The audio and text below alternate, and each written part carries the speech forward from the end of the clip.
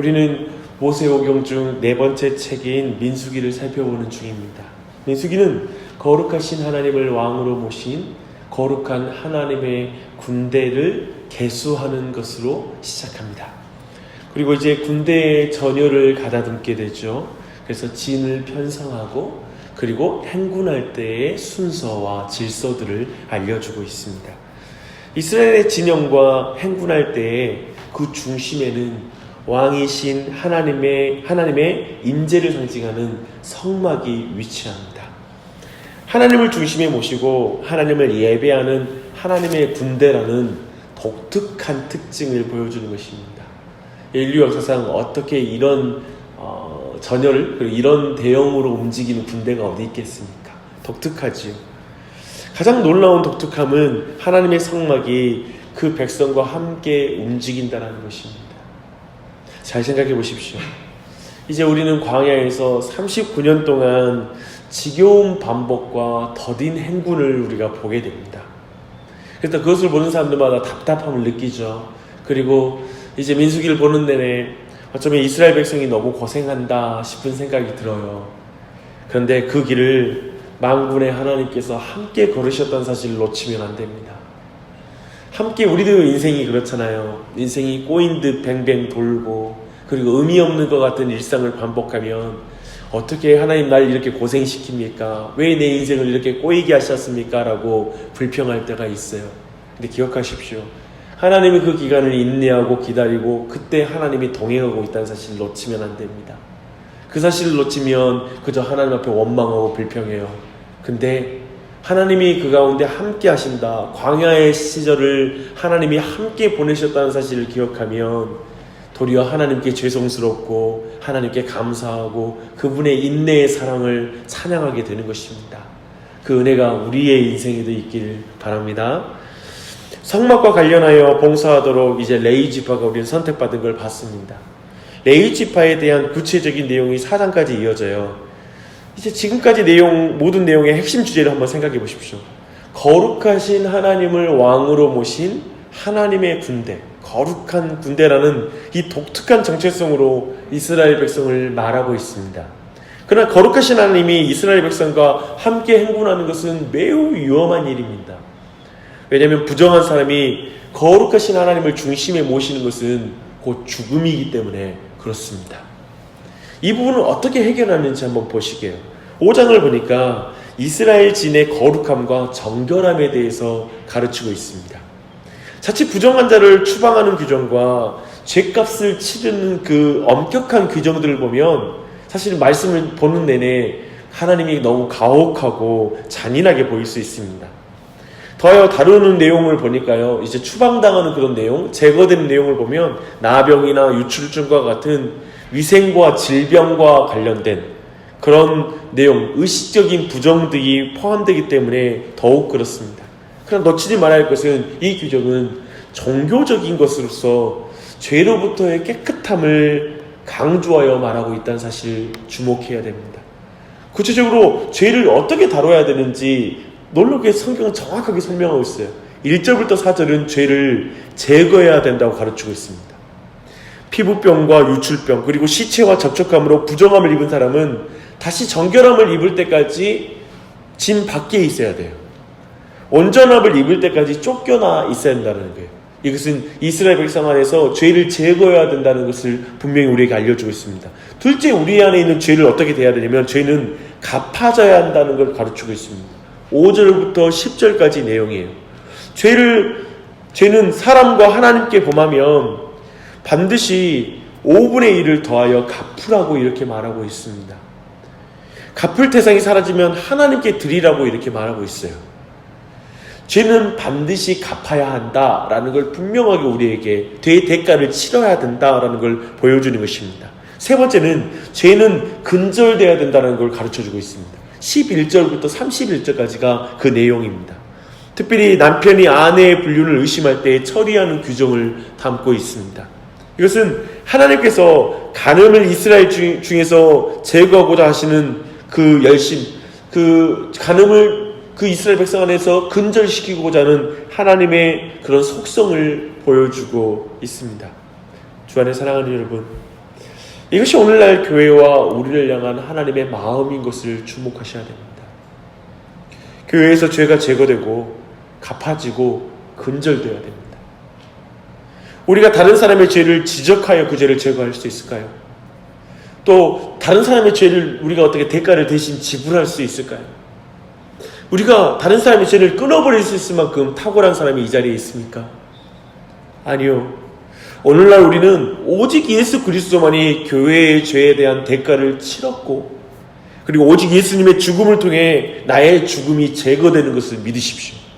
그리고 오직 예수님의 도우심으로 나의 죄가 근절될 수 있다는 걸 믿고 기도할 필요가 있습니다. 그리고 우리가 이것을 믿고 용서함을 통하여 이 일을 이루는 것이죠. 그래서 오늘날에 이 기도를 다시 드려야 됩니다. 다시 한번 우리 가정에, 내 삶에, 그리고 우리 교회 안에 이 죄가 근절되고 제거되고, 그리고 그것이 지불되었다라는 사실을 그리스도 안에서 기도하며 나아가는 이 아침이 되시기 바랍니다. 이제 6장은 나시린의 법이 나옵니다. 나시린은 스스로 서원하여서 자신을 하나님께 바친 이들입니다. 나실이라는 이 말 자체가 뭐냐면 구별, 그리고 성별이라는 뜻입니다. 나시린은 포도와 관련된 모든 산물을 엄격히 그 마음으로 구별됩니다. 세속적인, 이 포도는 세속적인 즐거움을 상징하는 그런 산물입니다. 그래서 세속적인 모든 즐거움을 거절하는 것이죠. 또한 머리카락을 자르지 않으면서 구별됩니다. 아마도 긴 머리카락을 통해 가시적으로 사람들이 저 사람이 나실인 것을 알아볼 수 있었을 것입니다. 그래서 사람들은 나도 나실인처럼 하나님을 섬겨야 되는데 라는 마음을 갖게 하는 그런 사람들이 바로 긴 머리카락을 통해서 그걸 드러냈을 것입니다. 셋째로 나실인은 장례식에 참석하거나 시체를 가까이에서는 안 됩니다. 심지어 가족의 장례에도 참여할 수 없습니다. 그런데 6장에서는 우리에게 잘 알려진 아론의 축복 기도가 드러나요. 우리가 주일 때마다 우리 아론의 축복으로 마지막 강복의 선언을 하는데요. 근데 왜 뜬금없이 나실인의 서약에 이어 아론의 축복이 이어질 것인가? 이것을 한번 주목할 필요가 있습니다. 이는 분명히 백성들의 거룩하게 구별된 삶과 하나님의 복이 관련이 있다는 것을 보여주는 것입니다. 그 축복의 내용을 보면 첫째는 여호와의 보호와 돌봄을 간구하고요. 두 번째 기도는 여호와의 얼굴을, 곧 은혜와 은총을 구하고요.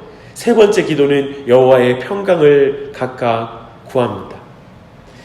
그래서 신약을 사는 우리 모두가 나실인인 것을 기억해야 됩니다. 나실인처럼 구별된 거룩한 제사장이다 라는 사실을 기억해야 됩니다. 그리고 구별된 삶에게 하나님이 보호와 돌봄을 주시고요, 은혜와 은총을 주시고요, 평강을 주시는 하나님이시다 라는 사실을 붙잡아야 되는 줄 믿습니다. 이때도 기억할 건 오직 우리는 예수 그리스도의 은혜로 말미암아 우리가 나실인과 같이 되었다는 사실을 기억하는 것입니다. 그래서 예수 그리스도 안에서 우리는 하나님의 보호와 돌봄과 은총과 은혜와 하나님의 평강을 받아 누리는 것을 기억하며 이 아침에도 기도했으면 좋겠어요. 그래서 이 축복의 기도가 가장 먼저 응답된 사람이 나예요. 이 아론의 기도를 가장 먼저 수혜를 받는 사람이 우리들입니다. 그래서 그 은혜 안에서 기도하며 주님 앞에 나아가는 이 아침이 되시기 바랍니다. 그리고 이제 7장이에요. 7장은 사실 너무 긴 분량과 반복적인 내용 때문에 지겨운 느낌이 드는 장이에요. 제가 이거 다시는 읽고 싶지 않을 정도로 어제 읽으면서 혼났습니다. 너무 지겨워가지고. 내용은 다른 지파가 레위 지파를 어떻게 지원했는지 도와줬는지를 다룹니다. 특별히 우리는 족장들이 드리는 예물을 통해 예배 안에서 예물이 어떤 위치를 차지하는지, 특별히 우리가 드리는 헌상의 시간, 헌물과 헌금 이런 모든 것을 돌아보게 해요. 예배에서 헌물을 드리는 이유는 하나님의 돈이 필요하기 때문이 아닙니다. 그리고 그것이 교회에 필요한 재정을 채우기 위해서 헌금을 하는 게 1차적인 게 아닙니다. 참으로 헌물 그 자체로 중요한 예배예요. 그래서 내 보물이 있는 그곳에는 내 마음이 있느니라 라고 마태복음 6장에서 예수님이 직접 말씀하셨습니다. 12지파 직종들은 두 번에 거쳐서 헌물을 내리는 것을 볼 수 있거든요. 1차로 드린 6개의 덮는 수레와 소 12마리는 성막을 옮기는 데 쓰이는 거예요. 이때 고핫 자손에게는 소와 수레가 배정되지가 않습니다. 왜냐하면 고핫 자손이 옮기는 그 성물은 직접 사람이 뜰채를 가지고 만지면 안 돼요. 만지면 부정하기 때문에 곧바로 죽음을 당합니다. 너무나 거룩한 물건이기 때문에. 그래서 이제 그들이 직접 궤를 메어서 들어야 됩니다. 그래서 이때 수레로 옮기지 못하도록 규정하고 있어요. 근데 우리가 알다시피 나중에 이제 다윗이 이제 성궤를 옮길 때 수레에다가 옮기다가 우사가 죽음을 당하는 그 사건이 나옵니다. 그래서 이 말씀에 대한 내용을 우리가 이해할 수 있죠.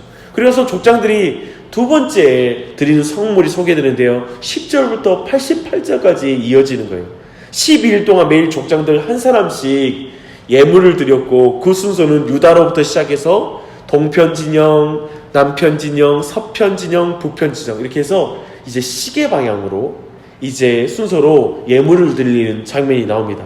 이 긴 내용이 12절부터 88절까지 쭉 나와요. 그래서 한 지파당 6절씩 정확하게 똑같은 내용으로 반복돼요.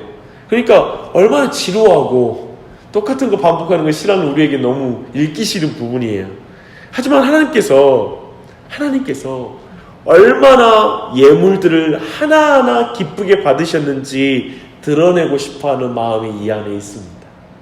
생각해보면 어떤 거창한 행사에 가면 거기 나온 귀빈들, 레빈을 한 사람 한 사람 소개할 때 다른 사람들은 너무 지겹잖아요. 왜 저렇게 한 사람 한 사람 부르나.